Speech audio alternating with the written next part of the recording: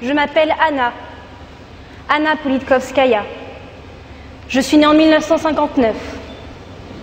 J'étais grand reporter pour le journal indépendant Novaya Gazeta, un bi-hebdomadaire, quasiment le seul journal russe à rendre compte de la situation en Tchétchénie.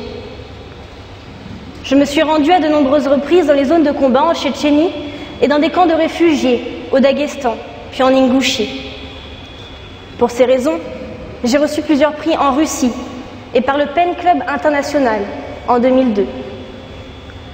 On m'a remis au Danemark, en février 2003, le prix du journalisme et de la démocratie, décerné par l'Organisation pour la sécurité et la coopération en Europe, l'OSCE. En octobre 2002, au péril de ma vie, j'ai accepté de servir de négociatrice lors d'une prise d'otage dans un théâtre de Moscou. Prise d'otage qui s'est d'ailleurs terminée de manière dramatique. Régulièrement menacée, j'ai subi une tentative d'empoisonnement en 2004, alors que je me rendais à nouveau dans le Caucase. Le 7 octobre 2006, moi, Anna Politkovskaya, j'ai été tuée par balle dans le hall de mon immeuble, à Moscou. J'aurais été l'une des rares journalistes indépendantes en Russie. L'enquête sur les circonstances de mon assassinat piétine. L'autorité affiche une parfaite indifférence. En Russie, la mobilisation de l'opinion publique est faible. En 2007, à peine 2000 moscovites commémorent le jour anniversaire de ma mort, place Pouchkine, avec à la main des fleurs ou mon portrait. Ils sont pourtant encadrés par un important dispositif de sécurité, alors que le jour même, à l'autre bout de la capitale, plus de 10 000 jeunes activistes pro-Kremlin, des ultranationalistes du mouvement Nachi, qui signifie les nôtres, défilent pour célébrer le 55e anniversaire de Vladimir Poutine sous le slogan « Félicite le président, félicite le pays ». Une de mes ferventes lectrices avait la voix étranglée quand elle a dit « L'exécution d'Anna a été offerte à Poutine ». Bien entendu, on ne connaîtra jamais l'auteur du cadeau. Mais tard dans la soirée du 23 août 2011, le rédacteur en chef adjoint de Novaya Gazeta, Sergueï Sokolov, a annoncé l'interpellation du lieutenant-colonel à la retraite de la police de Moscou, Dmitri Pavlyuchenkov. D'après l'enquête, Pavlyuchenkov aurait reçu l'ordre de me faire assassiner contre une certaine somme d'argent. Il aurait engagé les tireurs, leur aurait procuré l'arme du crime et aurait organisé ma filature. Il appartenait encore à la police au moment du crime.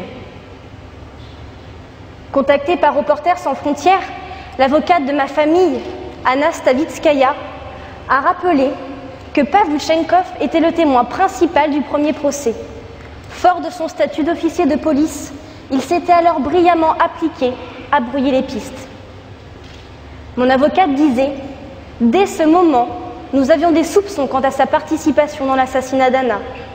Il est difficile pour l'heure de savoir s'il a reçu l'ordre d'orchestrer l'assassinat directement du commanditaire ou bien par des intermédiaires. De plus, il est encore trop tôt pour parler du transfert du dossier au tribunal. » La responsable du service de presse de Novaya Gazeta, Nadezhda Pruzenkova, a reconnu que le comité d'enquête a bel et bien commencé à faire son travail, ce qu'il aurait dû faire il y a 4 ans. Quant à savoir si cela va aboutir à l'arrestation des commanditaires, il est bien trop tôt pour le dire. De nombreux obstacles demeurent. Des personnes haut placées risquent d'être mises en cause. Et il nous faudra rester extrêmement vigilants pour éviter que Pavlyuchenkov ne soit réduit au silence.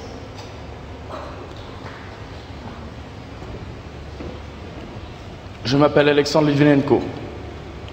Je suis né à Voronezh, le 30 août 1962. En 1988, j'étais lieutenant au KGB, les services secrets russes. En 1991, après l'effondrement de l'URSS, j'étais affecté au FSB, le service secret de lutte contre les menaces de l'intérieur de la Russie. J'occupe alors le poste de lieutenant-colonel. Je travaille sur des affaires de terrorisme, de lutte contre la criminalité organisée et la corruption. Je suis exclu du FSB en juin 1998. En novembre, au cours d'une conférence de presse, je déclare mon ancienne appartenance au FSB et dévoile que j'ai eu pour mission d'assassiner Boris Berezovsky, un oligarque russe opposant à Vladimir Poutine.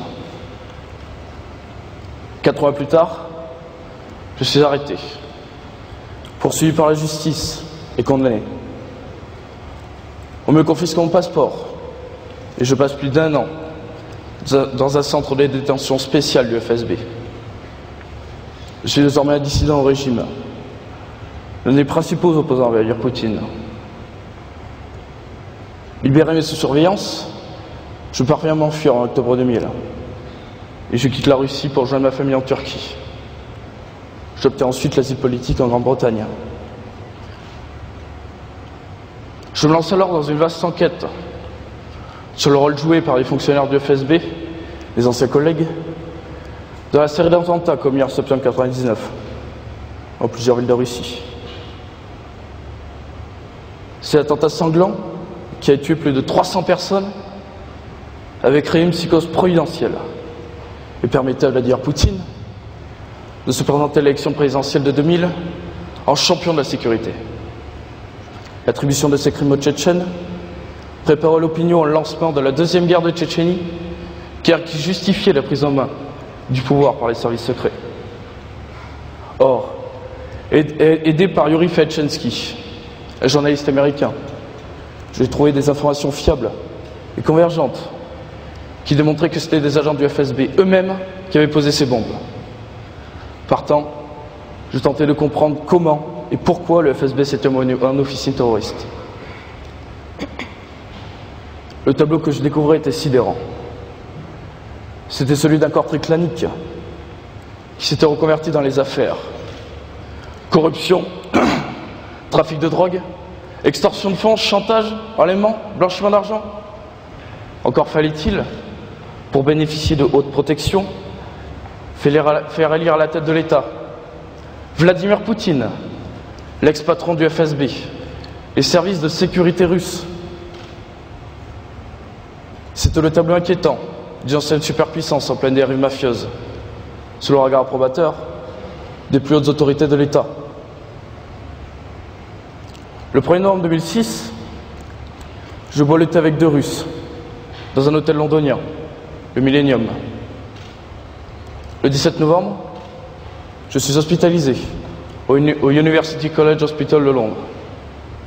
Les analyses révèlent que j'ai été intoxiqué par une cartouche de polonium-210, un isotope radioactif, fréquemment utilisé par le FSB pour liquider les opposants. Le 23 novembre 2006, je meurs de cet empoisonnement, après 3 semaines de souffrances atroces. Bien sûr, l'État russe nie toute implication dans ma brutale liquidation. Actuellement, en Fédération de Russie, sous la coupe de Vladimir Poutine, ancien dirigeant du FSB, tous ceux qui osent critiquer le pouvoir ou enquêter sur des dossiers sensibles sont harcelés, agressés, voire assassinés. Toute une panoplie de lois est utilisée afin de les bâillonner.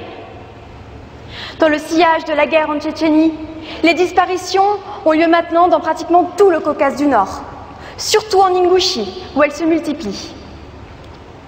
Ibrahim Gazdiev, Ingouche, a été arrêté le 8 août 2007 par des Russes armés en tenue de camouflage dans la ville de Karaboulak, République d'Ingouchie. Depuis lors, personne ne l'a vu, ni a eu de ses nouvelles. On pense qu'il a été détenu au secret en Ingouchie ou dans une république voisine. Delilovitch Masayev a été enlevé en août 2008 à Grozny.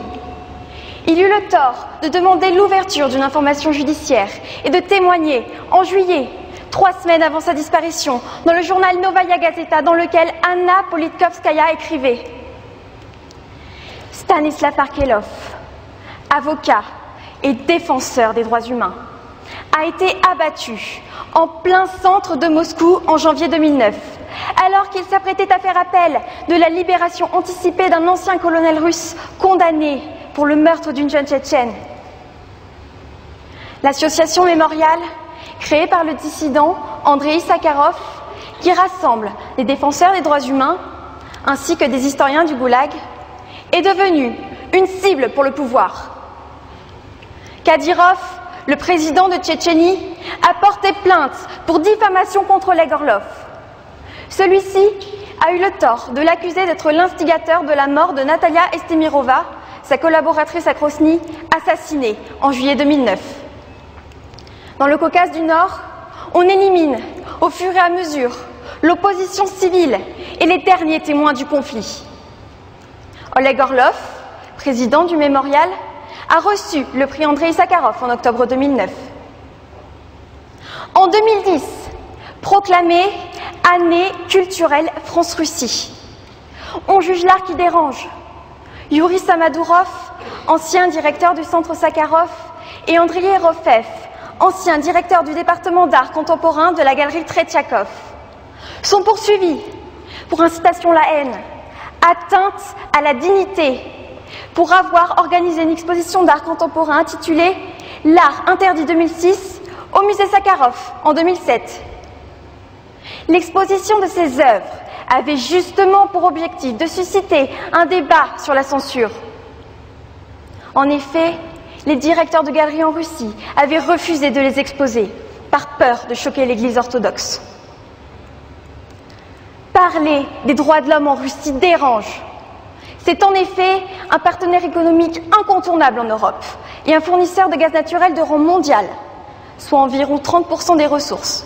Sans parler du pétrole, des ressources non connues exactement, mais énormes.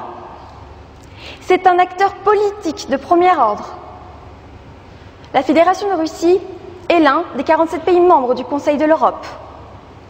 Elle s'est engagée à reconnaître les institutions européennes, dont la Cour européenne des droits de l'homme, siégeant à Strasbourg. Elle est membre du G8, qu'elle préside même actuellement. Elle est l'un des 5 membres du Conseil permanent des Nations Unies. Elle est officiellement un pays démocratique. À ces différents titres, la Fédération de Russie se devrait d'être irréprochable en matière de respect des droits de l'homme. Elle devrait montrer l'exemple aux autres nations du monde.